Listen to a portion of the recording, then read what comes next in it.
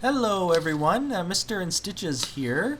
Today I am going to show you how to make this very simple little spinner from the template portion of our Granny Square game that you can pick up in our Etsy shop.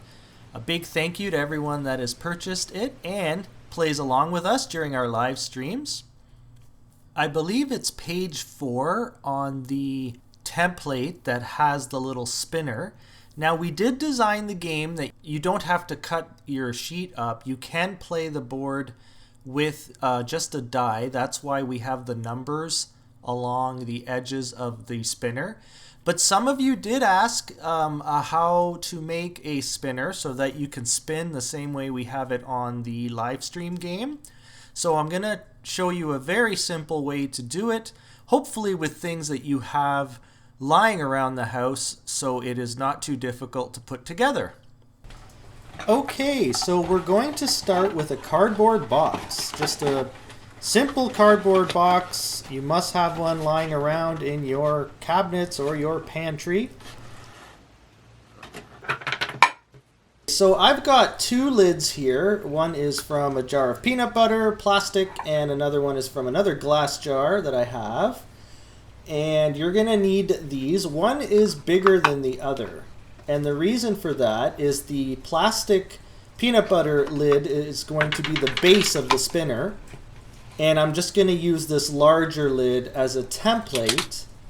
As you can see here, I am just drawing around it. I'm going to cut out a circle from the cardboard box. And then I will be attaching it to the peanut butter lid afterwards. Now I want to grab my scissors and I am going to cut this piece out.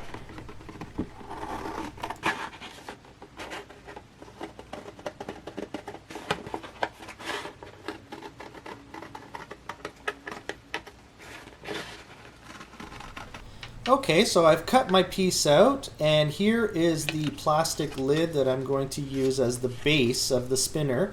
And you can see from this angle that the cutout piece is just a little bit bigger.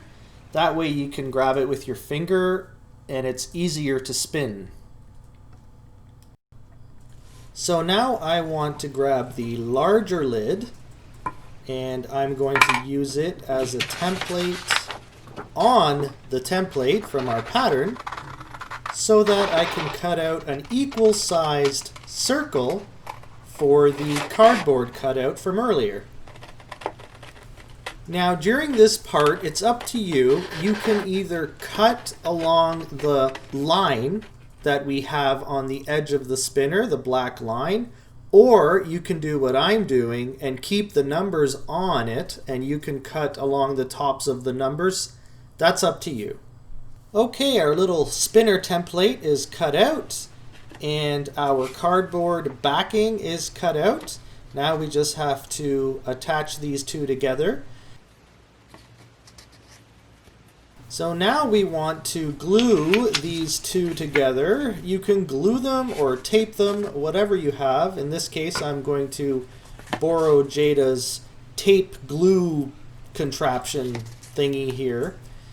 What I want to do is I want to use the outside of the box as sort of the quote-unquote slippery part because it has a bit of a plastic coating on the outside. So we're going to use that to our advantage so that it touches the base and hopefully slides a bit better. So now we just have to center those up and stick them together.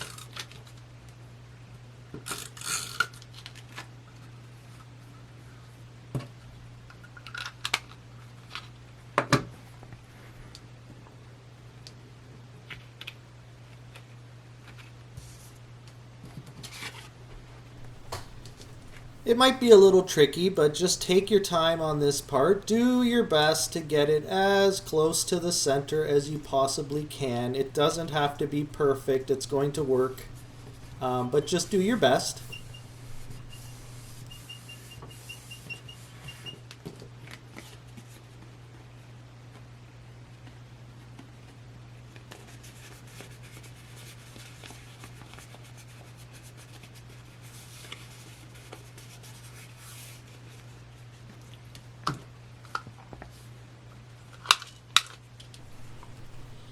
Here I just wanted to double check to make sure that I was getting ready to poke the hole through the center. As long as you use the little sunshine in the middle of the logo, that's pretty darn close to the center. It's not going to be perfect, but it's going to work just fine. Luckily, this lid has a little mark that has the exact center, probably from when they manufacture the lid. So I'm just going to use that as my guide. I'm going to grab this push pin, and I am going to do my best to poke through. Be very careful when you're doing this. Do not poke yourself through the other side. Watch where your fingers are. If it helps, put it down like I did here, just to be safe. And if you're young or little, have someone, an adult, help you.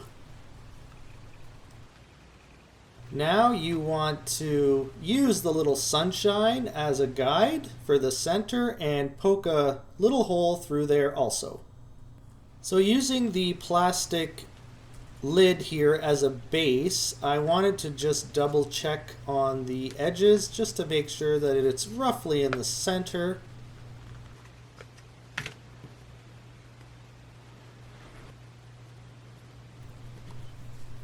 So now what I want to do is use the hole from the lid and put a little mark on the faceplate. And then I will punch a hole through there. Remember to just be careful here. Make sure you don't have your fingers behind where the pin is going. You can also use a screw. You don't have to use a pin. If you have a small screw laying around, that'll work good too. It should probably be at least ½ an inch long. Now with the leftovers of the box, we're going to make some cardboard washers. So we're going to use the plastic side of the box for the slippery side, and in this department, you might need 2, you might need 4, you might need 6. It all depends. You're going to have to do some trial and error here. But I'm just going to show you how to make them. Very simple. If you have someone who is handy, you can also use nuts and bolts. You can use regular screw with real metal washers. But for those of you that don't have access to that stuff, cardboard works just fine. So here I'm using a single hole punch just to make the hole in the center. You can also just use scissors if you don't have access to a hole punch. All you need to do is fold the little circle in half and just cut out, use your scissors to cut like a triangle, and you'll end up with a bit of a diamond-shaped hole, which is also fine. Okay, just a little recap on some of the pieces. We have the wheel cut out from the template. We have the cutout from the cardboard box. Then we have the washers. Then we have the little push pin or a screw if you're going to use a screw. And then the base of the spinner, which is the peanut butter lid. So now we want to start putting our little pieces together. I've pushed the pin through the faceplate, and I'm going to use the washer. As you can see, I've put the slippery plastic part against the base in hopes that it'll spin or slide a little better. I'm going to start with 1 each, and if it's not good enough, I'll have to add more. But for now, I'll start with 1. I'm going to make sure I am careful as I push the pin through. My fingers are out of the way. So the holes are already there, so I'm just kind of pushing it through, adding pressure with my fingers out of the way. Now, what I'm doing here is I'm pulling it out a little bit because you don't actually want to press it right down. You want a little bit of room so that it spins. So you can see I'm kind of pulling it back a little bit, and I'm just going to give it a test. That's not too bad. The more you use it, the looser it'll get. Oh, there we go. It's starting to spin real good now. That's pretty good. So you can play with that. You can go a little tighter, a little looser, depending on what you think is better. I realized at this point that I am going to need more washers just to make it just spin a little bit better. So I'm going to make a few more. Okay, so I've made 2 more washers. So I'm going to use 2 on each end of the faceplate part. And I'm going to use the sort of plasticky bit against the base.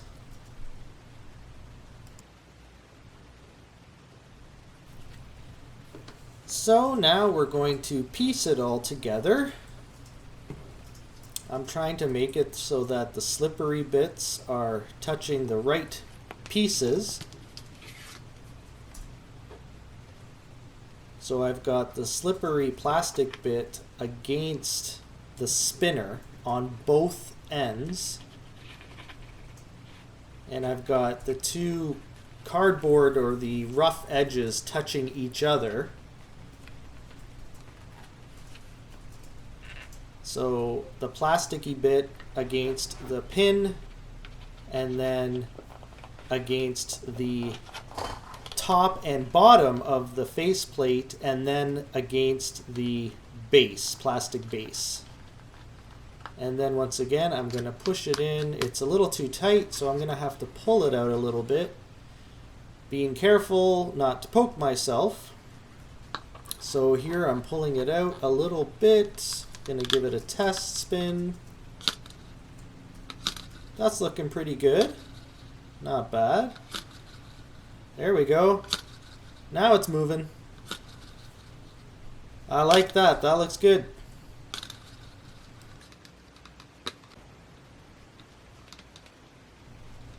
I just wanted to adjust it a little bit more, testing it here, and always being careful because we have not sealed up the scary pokey part of the thumbtack yet, and that's what this is for.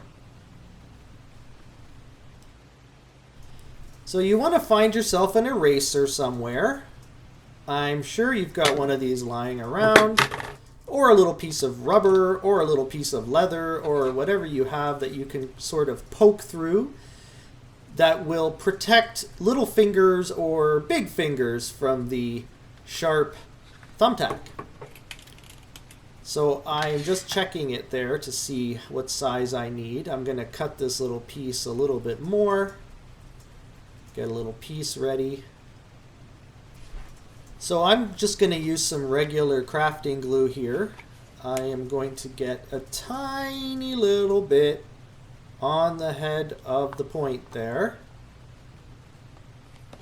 And I'm going to grab my little piece of eraser. Make sure I have the right distance so that I don't poke myself. And I'm going to hold the other end and press that in, so that there's a little bit of protection for fingers while you're playing the granny square game. And while it's wet, while the glue's still wet, I want to pull it out a little bit. I just want to make sure that there are spaces there so that it spins properly while the glue is wet. And then once I am happy with the spinning, we'll just set it to dry. Now it's time for our little arrow, and you can have some fun with this, design it however you'd like. I'm going to show you a very simple way to cut a little piece out here.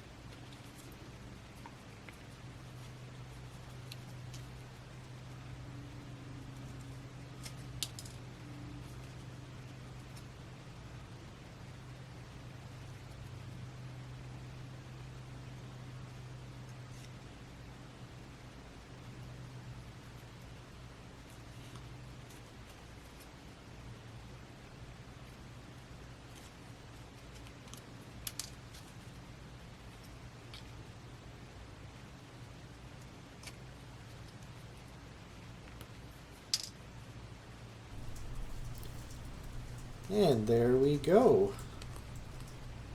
One little arrow marker. So I'm just going to color mine in with a red burgundy color here, just so it stands out a bit more. You can leave it white or whatever your cardboard color is. Color it in whatever color you like. Use stickers. It's up to you. So there's my finished product. And what I'm going to do here is I'm just going to glue it to the top of the pin. And if you're using a screw or a small nut and bolt, you can do the exact same thing. Just make sure the screw you choose or the small bolt you choose has a nice flat top on it. Got my little dab of glue on there. And I'm going to try and be as careful as possible while I put this arrow on.